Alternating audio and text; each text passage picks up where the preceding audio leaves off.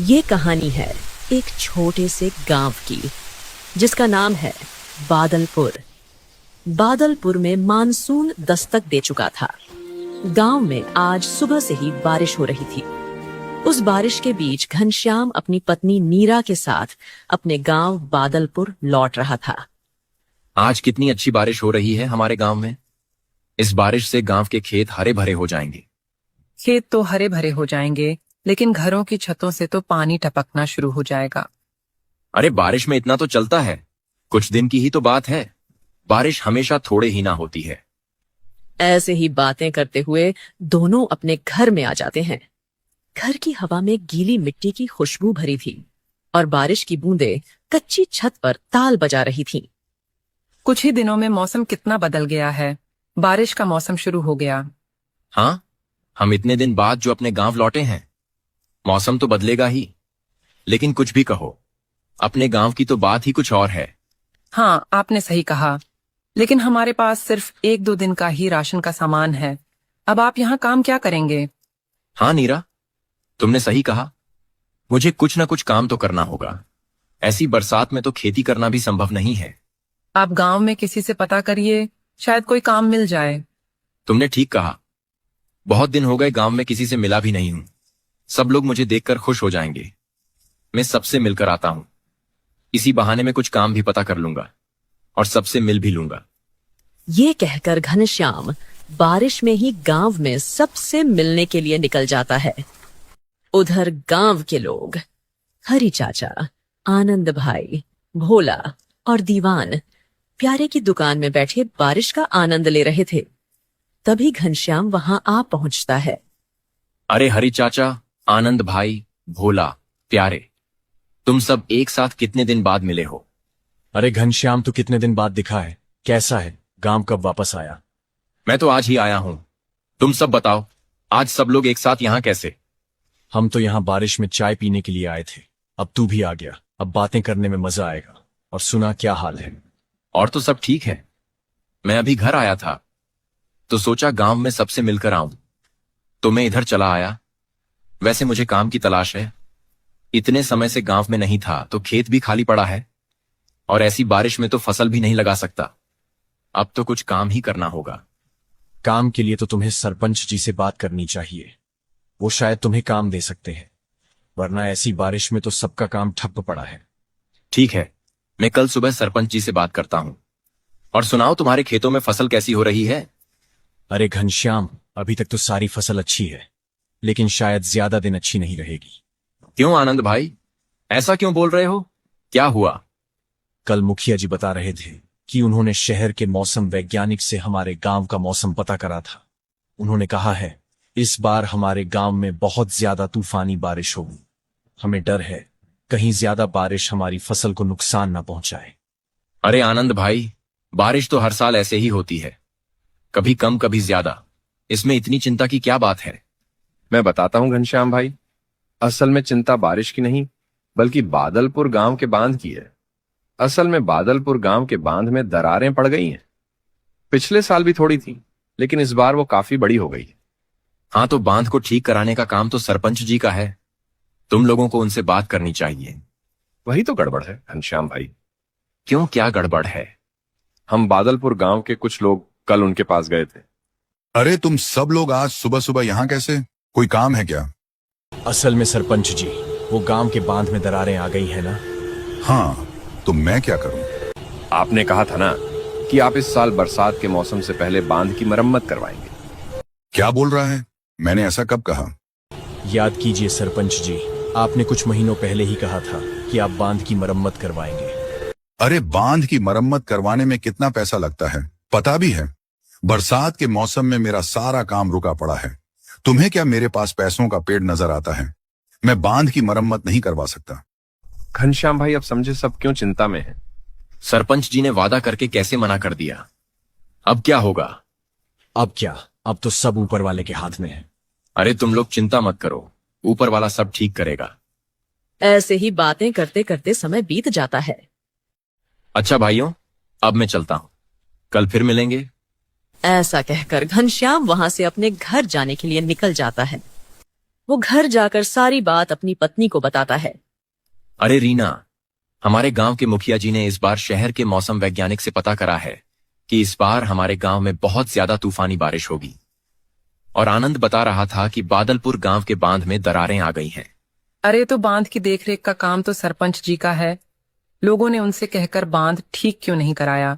सब लोग बांध की मरम्मत की बात करने के लिए सरपंच जी के पास गए थे, लेकिन सरपंच जी ने मरम्मत करवाने को साफ इनकार कर दिया। सभी गांव वाले इस बात को लेकर बहुत चिंता में हैं। अगर ये बारिश नहीं रुकी तो हो सकता है इस बार हमारे गांव में बाढ़ आ जाए। अगर ऐसा हुआ तो सबके घर और खेत बर्बाद हो जाएंगे। अब क्या होगा? तुम चिंता मत करो, अब तो जो होगा देखा जाएगा। वैसे आप काम ढूंढने गए थे, कुछ काम मिला कि नहीं? हाँ, आनंद बता रहा था कि गांव में सिर्फ सरपंच जी के पास काम मिल सकता है। मैं कल सरपंच जी से जाकर बात करूंगा। ऐसे ही बातें करते करते रात हो जाती है। घनश्याम और रीना सो जाते हैं। पूरी रात बारिश ऐसे ही लगातार होती रहती है।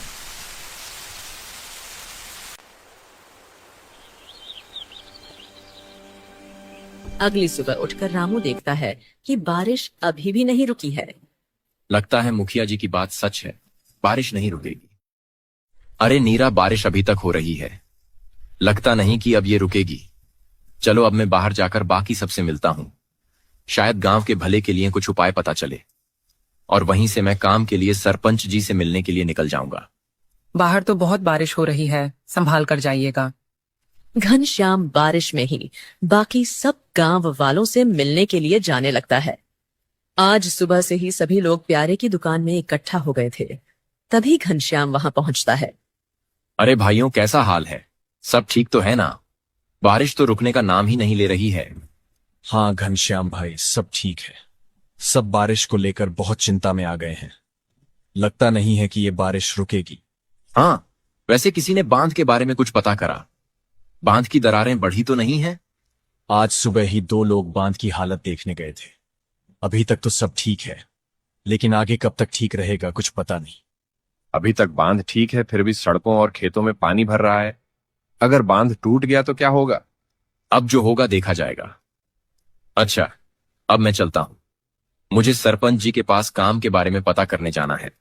अगर कोई काम मिल गया तो अच्छा रहेगा, वरना ये बारिश तो हमें कहीं का नहीं छोड़ेगी। ऐसा कहकर घनश्याम बारिश में ही वहां से सरपंच के घर जाने के लिए निकल जाता है। अरे आओ भाई घनश्याम बाबू, कितने दिनों बाद देखा है तुम्हें। गांव वापस कब आए? जी सरपंच जी, बस कल ही आया था। और सुनाओ घनश्याम भाई, यहां कैसे आना हुआ? जी, मुझे काम की तलाश थी। जब मैं कल गांव के लोगों से मिला था तो उन्होंने बताया कि ऐसी बारिश में तो सिर्फ आपके ही पास काम मिल सकता है, तो मैं यहां चला आया। अच्छा, तो तुम काम के लिए यहां आए हो?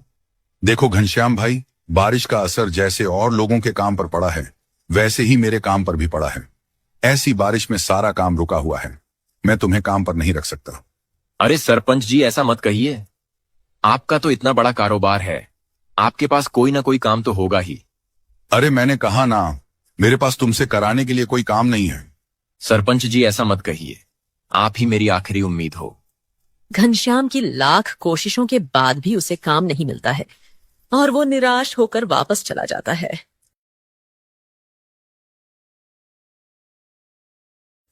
अरे घनश्याम भाई, क्या हुआ? बड़े निराश लग रहे हो, काम नहीं मिला क्या? हाँ आनंद भाई, सरपंच जी ने कहा कि बारिश में उनका भी कारोबार रुका हुआ है, वो मुझे काम पर नहीं रख सकते। अरे भाई घनश्याम, तू अकेला इस चिंता में नहीं है, हम सब उसी हालत में हैं। अगर बाढ़ आ गई तो हम सब की फसल और घर डूब जाएंगे। हम सब के पास कुछ भी खाने को नहीं बचेगा। इस बार की बारिश ने गांव वालों को डरा कर रख दिया था। अगर बारिश ज्यादा हुई तो भी नुकसान होना तय था, और अगर कम हुई तो भी। तभी बारिश में एक आदमी वहां आता है। अरे हरी चाचा, गांव के बांध से पानी रिसना शुरू हो गया है। थोड़ी ही देर में पानी गांव में घुसने लगेगा और हो सकता है कि बांध टूट भी जाए। सभी लोग ये बात सुनकर और भी चिंता में आ जाते हैं। जिसका डर था वही हुआ। अब हम क्या करें हरी चाचा? करना क्या है, अब हम सब लोगों को गांव को जितना जल्दी हो सके खाली करना होगा। इसी में हम सबकी भलाई है। ठीक है हरी चाचा, लेकिन हम सब गांव को छोड़कर कहाँ जाएंगे? हमें अब जंगल में ही जाना होगा। इसके अलावा हम कर भी क्या सकते हैं? इस बाढ़ में डूबकर मरने से तो जंगल में रहना बेहतर है। सभी लोग जंगल की ओर जाने लगते हैं। घनश्याम अपनी पत्नी नीरा को साथ लेने के लिए अपने घर जाने लगता है। अरे नीरा, गांव के बांध से पानी रिसने लगा है। हो सकता है कि बांध टूट भी जाए। हमें जल्दी से जंगल की ओर जाना होगा। सभी लोग गांव से निकलकर जंगल में जा रहे हैं। दोनों जंगल की ओर निकल जाते हैं। धीरे धीरे सड़कों पर पानी भरने लगता है। सभी लोग जैसे ही जंगल में पहुंचते हैं, तभी बांध टूट जाता है और पूरे गांव में पानी भर जाता है। चारों तरफ बाढ़ का पानी ही पानी होता है। लोगों के घर, खेत सब पानी में डूब जाते हैं। और उधर सरपंच अपने घर को पक्का और मजबूत समझकर उसी में रहता है। अरे ये बारिश मेरा कुछ नहीं बिगाड़ पाएगी। मेरा घर पक्का और मजबूत है। इतनी सी बारिश से मेरे घर को कुछ नहीं होगा। ऐसा सोचकर सरपंच अपना घर नहीं छोड़ता है। लेकिन बारिश को कुछ और ही मंजूर था। बारिश इतनी ही तेजी से लगातार होती रहती है और कुछ ही देर में सरपंच के घर में भी पानी भरने लगता है। अरे ये क्या, मेरे घर में भी पानी भरने लगा। ऐसा कैसे हो सकता है? अब मेरे घर का क्या होगा? मेरे सामान का क्या होगा? ऐसा कहकर सरपंच घर से बाहर निकल आता है। अपने घर को डूबता देख सरपंच को अपने किए पर पछतावा होता है। मुझसे बहुत बड़ी भूल हो गई। मैंने बांध की मरम्मत न करवाकर गांव वालों के साथ बहुत गलत किया। मुझे ऐसा नहीं करना चाहिए था। शायद इसीलिए ऊपर वाला भी मुझसे नाराज है। मुझे गांव वालों से माफी मांगनी चाहिए। सरपंच तुरंत सभी लोगों से माफी मांगने के लिए निकल जाता है। रास्ते में वो देखता है कि उसकी वजह से सारा गांव डूब चुका है। ये देखकर सरपंच को और पछतावा होता है। उधर सभी लोग ऐसी बारिश में जंगल में पेड़ों के नीचे अपने आप को बारिश से बचाए हुए खड़े होते हैं। तभी वहां सरपंच आ पहुंचता है।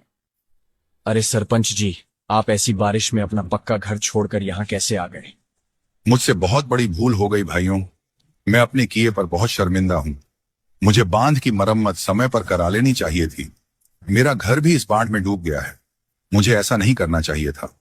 मुझे माफ कर दो। सरपंच सच में बहुत शर्मिंदा था। उसे उसके किए का सबक मिल चुका था।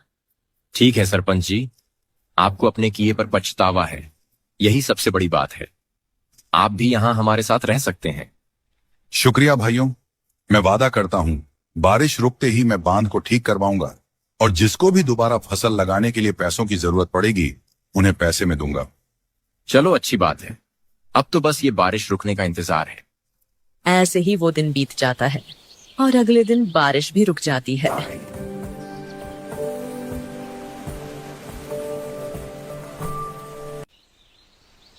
अगले दिन सभी लोग अपने गांव में वापस चले जाते हैं और सरपंच तुरंत बांध की मरम्मत करवाता है और सभी को फिर से खेती करने के लिए बीज और खाद खरीदने के लिए पैसे देता है। सभी लोग फिर से खेती करते हैं और हंसी खुशी अपने गांव में रहते हैं।